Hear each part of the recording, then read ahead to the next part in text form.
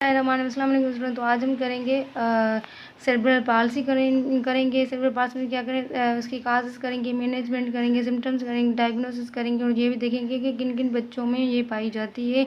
चलिए तो हम स्टार्ट करते हैं सेरेब्रल पाल्सी। पहले तो ये सेरेब्रल पाल्सी अगर किसी बच्चे को हो तो माँ और बच्चा दोनों प्रॉब्लम होते हैं। ये सेरेब्रल पाल्सी एक ना चेंज होने वाली कंडीशन होती है। ये जब बच्चे को हो जाए तो वो ठीक नहीं होता, मतलब उसके सिम्टम्स जो है ना वो ओवरकम हो जाते हैं, सही हो जाते हैं, मतलब ये क्यूरेबल नहीं होती डिजीज़। सही है। सेरेब्रल पाल्सी ये ग्रुप ऑफ डिजीज़ होती है, ग्रुप ऑफ डिसऑर्डर। इसमें दो लफ्ज़ आ जाते हैं, एक तो सेरेब्रल आ जाती है, दूसरा पाल्सी आ जाती है। सेरेब्रल का मतलब है कि ब्रेन और पाल्सी का मतलब है वीकनेस। बच्चे को ना उसका ब्रेन डैमेज हो जाता है किसी भी वजह, इसके बहुत सारे वजूहत हैं। इंट्रायूट्राइन 80% जो है ना 80% जो है इंट्रायूट्राइन होती है, बच्चे का ब्रेन डैमेज होता है, और 10% होता है ना वो आफ्टर बर्थ होता है।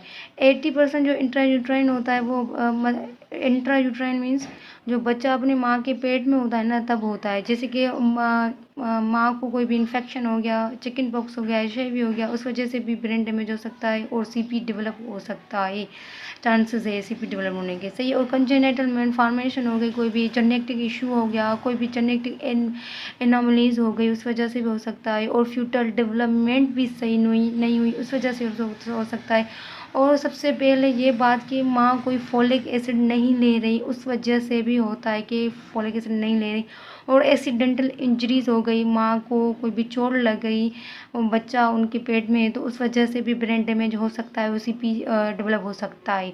और फिज़िकल अब्यूज़ हो गया, कोई मदर ऐसी है जो स्मोकिंग कर रही है और ड्रग्स ले रही है। सही। ड्रग्स ऐसे ले रही है कि कोई भी माँ होती है, जब बच्चा पेट में होता है तभी कहते हैं कि ना कोई ड्रग्स लेनी नहीं चाहिए, कोई मेडिकेशन नहीं लेनी चाहिए। कि कोई माँ प्रेग्नेंट होती है, उसको सोने में तकलीफ़ होती है, या कोई मतलब सर में दर्द होता है या कुछ भी होता है तो खुद से वो दवाइयाँ ले लेती है। ऐसे नहीं करना चाहिए, क्योंकि वो डॉक्टर से कंसल्ट करना चाहिए। हमारे पाकिस्तान में यही होता है कि जब ना कोई वो होती है, फीमेल प्रेग्नेंट होती है, तो डॉक्टर से कंसल्ट नहीं करती, वो खुद ही दवाई ले लेती है।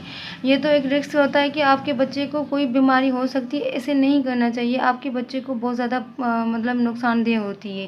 क्योंकि जब आपको कोई भी प्रॉब्लम होती है तो आप डॉक्टर से कंसल्ट करें और उसे दवाई लें, फिर खाएं, नहीं तो आपके बच्चे को भी प्रॉब्लम हो सकती है। सही। ड्रग्स लेती है उसकी वजह से भी होता है। और अब कोई न्यूट्रिशन सही नहीं ले रहा, न्यूट्रिशन माँ सही नहीं लेती, बच्चे को भी न्यूट्रिशन नहीं मिलेगी। इसी वजह से कहते हैं कि ना जब माँ प्रेग्नेंट हो ना तो उससे वो सही न्यूट्रिशन ले। वो BP माँ को BP की प्रॉब्लम हो, थायराइड प्रॉब्लम, उस वजह से भी ब्रेन डैमेज हो सकता है, CP हो सकता है। सही। और अब आ जाते हैं आफ्टर बर्थ। ये तो 80% हो गए, इंट्रायूट्राइन हो गई ना, कि जब बच्चा अपने माँ की पेट में होता है ये तब होती है। अब आगे आ जाएंगे कि आफ्टर बर्थ ये होता है कि जॉन्डिस, हाई लेवल का जॉन्डिस हो गया, उसमें होता है कोई स्ट्रोक हो गया, जैसे कि बच्चे का जन्म हुआ और लेक ऑफ ऑक्सीजन हो गई किसी वजह से, उस वजह से भी होता है, उस वजह से होता है। और जब डिलीवरी के वक्त होता है ना, जब डिलीवरी का वक्त होता है उस वजह से कोई प्रेशर पड़ता है, फोर्स पड़ता है बच्चे पे, तो उसकी इंजरी होती है। तो बच्चे के ऊपर प्रेशर पड़ता है, तो उस वजह से भी ब्रेन डैमेज हो सकता है। अब इसके सिम्टम्स की बात करें तो सिम्टम्स में हाइपोटोनिया होती है। हाइपोटोनिया में मतलब मसल की जो टोन ना वो बिल्कुल ख़त्म हो जाती है।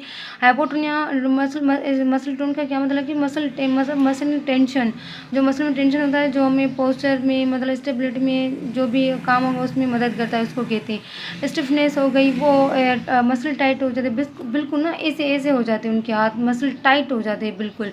और उसमें वीकनेस हो गई, आर्म और लेग्स की वीकनेस हो जाती है। और लेका मसल कोऑर्डिनेशन, वो अपनी ना डेली लाइफ एक्टिविटीज़ वो ADLs नहीं कर पाता। बच्चा जो होता है ना CP का, वो अपनी जो है ना कोई भी डेली लाइफ एक्टिविटीज़ नहीं कर पाता, क्योंकि वो चल फिर भी नहीं पाता। वो उसका जो है ना बैलेंस भी बिल्कुल ठीक नहीं होता, उसका पोस्चर बैलेंस उसमें उसको मतलब जब वो चलता है तो चल नहीं पाता, उसकी किसी की सपोर्ट की ज़रूरत होती है।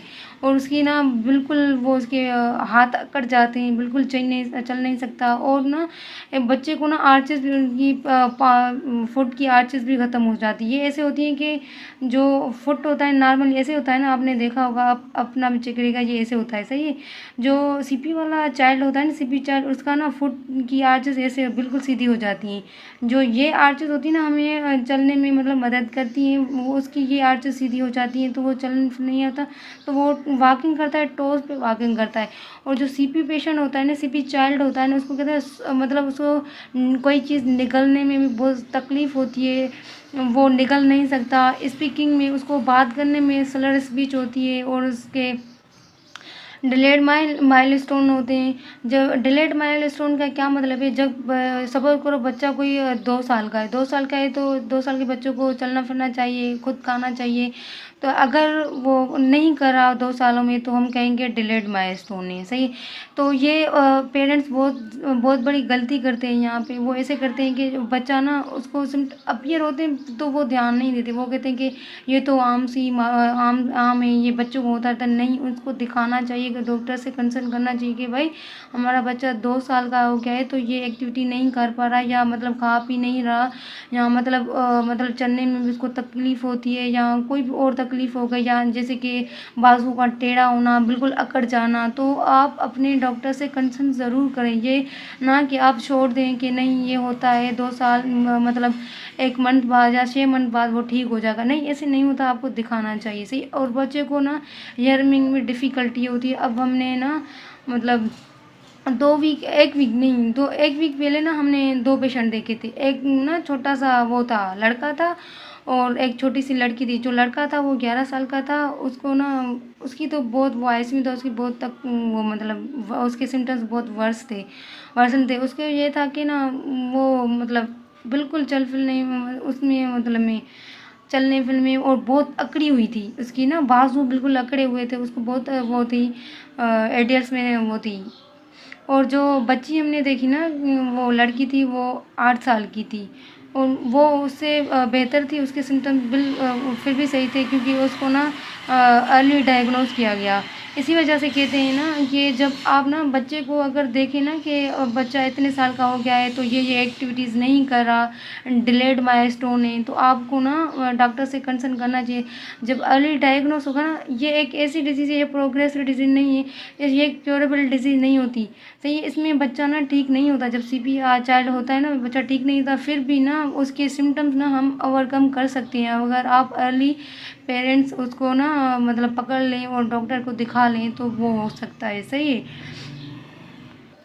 अच्छा, इसके अब रिस्क फैक्टर्स पे आ जाते हैं। तो प्रीमेच्योर जो बर्थ होती है बेबी की 28 वीक्स में होती है, उसमें भी इसका रिस्क सब हो सकता है CP चाइल्ड का। और कोई भी सब्सटेंस अब्यूज़ होगा, मैंने बताया कि कोई भी माँ ना ड्रग्स ले रही है, और ट्विंस होते हैं ना बच्चे, तो उसको अगर न्यूट्रिशन सही नहीं मिल रही, उसको भी उसमें भी पाया जाता है। और मैंने बताया कि एक बात नहीं बताई मैंने, जो CP के चाइल्ड होते हैं ना, आप देखे होंगे तो कि उनकी ना मुंह से सलाइवा निकलती है, वो बिल्कुल सलाइवा निकलती है, आपने देखे होंगे कहीं। इसकी कॉम्प्लिकेशन की बात करते हैं तो इसकी कॉम्प्लिकेशन में क्या होता है कि वो बच्चा है ना, उसकी IQ भी कम होती है, उसकी IQ में बिल्कुल उसकी IQ इतनी सही नहीं होती, और उसके विजन में और हियरिंग में भी प्रॉब्लम होती है, और फीडिंग का भी इशू होता है बच्चे को, और बिहेवियर डिसऑर्डर भी होता है, बिहेवियर में चेंजेस भी आते हैं। और जो बच्चा होता है ना, वो फीडिंग नहीं करता, वो दूध बार बार निकाल देता है, और फीडिंग नहीं करता, क्योंकि मैंने कहा ना कि पेशेंट को ना वो जो CP चढ़े उसको निकलने में तकलीफ़ होती है। अगर कोई भी बच्चा है ना, जैसे कि कोई भी 6 मंथ का या किसी मंथ का हो गया, वो बच्चा सही नहीं ले रहा, तो आपको डॉक्टर से ज़रूर कंसल्ट करनी चाहिए। और इसकी जो डायग्नोसिस होती है ना, 6 से 8 मंथ तक होती है। इसकी अगर डायग्नोसिस की बात करें तो MRI CT हो गया, हिस्ट्री हो गई, ब्लड टेस्ट हम करवाते हैं। MRI बेसिकली इसलिए करवाते हैं कि पता चले कि जो ना किस एरिया का डैमेज है ब्रेन, किस एरिया का डैमेज है, किस एरिया की इंजरी है, किस एरिया में प्रॉब्लम है ब्रेन की। वरना तो जो है ना काफ़ी हद तक जो है ना डॉक्टर्स जो है हम होते हैं, वो उसकी पेशेंट की हिस्ट्री देखकर, पेशेंट के क्लिनिकल साइन ही देखकर वो पहचान जाते हैं कि ये CP का पेशेंट है, क्योंकि उसमें ना बिल्कुल ना वो नज़र आ जाता है CP का चाइल्ड, उसमें कॉमन होती है। और ट्रीटमेंट की बात करें तो मैंने पहले ही बताया कि दिया कि ये क्यूरेबल नहीं होता, ये क्यूरेबल नहीं होता। इसको हम कुछ मेडिसिन देते हैं ये स्टिफनेस ख़त्म करने के लिए, या फिज़िकल और ऑक्यूपेशनल थेरापी होती है इनकी, एक्सरसाइज होती है इनकी, बिल्कुल वो मतलब सिम्टम्स वो सही हो जाती है। मतलब हम ना फिज़िकल थेरापी इसलिए हम बच्चे को देते हैं कि जैसे ना वो उसकी मूवमेंट अपीयर हो, मतलब मूवमेंट उसकी रिकवर हो सके, जैसे कि वो वॉशरूम खुद जा सके, बच्चा इतना एबिलिटी हो बच्चे को, वो पानी खुद से पी सके और वो ना कहीं जा सके, अपने कपड़े चेंज कर सके। तो फिज़िकल थेरापी इसलिए करवाते हैं कि जो ना बच्चा अपना काम कर सके। वो क्योरेबल तो नहीं होता, मतलब इतनी हद तक वो मतलब मूवमेंट इम्प्रूव हो जाती है अगर आप सही टाइम से उसको डायग्नोस करते हैं और उसके अर्ली जो है ना उसकी वो करवाते हैं, फिजियोथेरापी करवाते हैं। और मेंटल हेल्थ की थेरापी भी होती है, और स्पीच थेरापी, क्योंकि उस बच्चे की ना बिल्कुल स्लर स्पीच होती है, सही नहीं बोल पाता। और मेडिसिन मेडिसिन मैंने कहा ना मेडिसिन देते हैं, कोई भी स्टूडेंट हो गई। अच्छा, तो हम इसकी हम ना अब टाइप एसीपी के टाइप्स पे आ जाते हैं। इसके स्पास्टिक डायप्लेजिया होता है, या डायप्लेसिस आप जो कह सकते हैं। और जो है ना spastic hemiplegia, spastic quadriplegia, dyskinetic cerebral CP हो गई, मिक्स हो गई, एटैक्सिक सेरेब्रल पाल्सी हो गई। से जो स्पास्टिक जो है ना स्पास्टिक सेरेब्रल डायप्लेजिया होता है, इसमें क्या होता है कि ना आपकी ना जो इस पास में क्या होता है कि मतलब इसमें स्टिफनेस होती है ना जो लेग्स में ज़्यादा होती है, उसमें बाजू में कम होती है। और इस पास हेमीप्लेजिया में क्या होता है कि हाफ साइड में स्टिफनेस होगी, हाफ साइड में उसमें प्रॉब्लम होगी। और इस पास क्वाड्रिप्लेजिया इसमें क्या होता है कि मतलब चारे मतलब जो 4 लिम्स है ना उस सब में होंगी। इसमें क्या है कि स्पास्टिक क्वाड्रिप्लेजिया इसमें क्या होता है कि बच्चे को हियरिंग में और स्पीच में प्रॉब्लम होती है, सीजर्स भी होते हैं किसी बच्चे को, और आईक्यू में भी इसमें प्रॉब्लम होती है पेशेंट को। उस डिस्काइनेटिक सेरेब्रल पाल्सी हो गई, जो हमने लास्ट वीक बच्चा देखा था उसको डिस्काइनेटिक सेरेब्रल पाल्सी हुई थी। उसको क्या था ना मूवमेंट उसकी कंट्रोल बिल्कुल नहीं हो रही थी, फीट लेग्स जो है ना उसमें डिफ़िकल्टी हो रही थी, और उसको ना बच्चे को सलाइवा निकल रहा था, और उसकी माँ कह रही थी कि उसकी मतलब जो ना वो खुद खा भी नहीं सकता, और उसमें उसके निकलने में बहुत तकलीफ़ होती है। डिस्काइनेटिक सेरेब्रल पाल्सी में यही होता है। सी और मिक्स में दोनों होता है, सब होती हैं। और एटैक्सिक सेरेब्रल पाल्सी, एटैक्सिक सेरेब्रल पाल्सी में क्या होता है कि लॉस ऑफ कोऑर्डिनेशन होता है, पुअर इम्बैलेंस हो जाता है। जो हमारा आज का टॉपिक था ये था सीपी था, सेरेब्रल पाल्सी था। कैसा लगा आपको? अल्लाह हाफ़िज़।